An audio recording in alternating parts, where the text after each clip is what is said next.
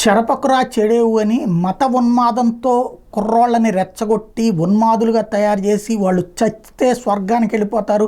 ముందు ఇక్కడ కాఫిర్లని అంటే అజ్ఞానులు ఎవరైతే ముస్లిం మతాన్ని అంగీకరించినటువంటి వాళ్ళందరూ అజ్ఞానులు అంటూ వాళ్ళని చంపేయమంటూ వాళ్ళకి ప్రోత్సహించి తయారు చేసినటువంటి ఉగ్రవాద సంస్థ ప్రధానమైనటువంటి తాలిబాన్ ఆత్మాహుతి దాడుల్లో ప్రత్యేకం ఒంటి నిండా బాంబులు కట్టుకుని వచ్చి వాళ్ళు చస్తా 10 మందిని చంపేటటువంటి ఆత్మాహుతి దాడులకి వీళ్ళు స్పెషలిస్టులు.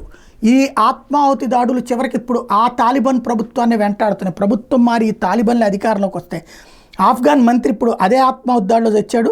ఆఫ్ఘనిస్తాన్ రాజధాని కాబూల్లో బుధవారం జరిగిన ఆత్మాహుతి దాడిలో శరణార్థుల శాఖ మంత్రితో పాటు మరో 2 మరణించారు. మంత్రిత్వ శాఖ కార్యాలయంలో ఆత్మాహుతి బాంబు దాడి జరిగింది. ఇందులో మంత్రి ఖలీల్ హక్కానీ మృతి చెందినట్టు అధికార వర్గాలు ధృవీకరించాయి.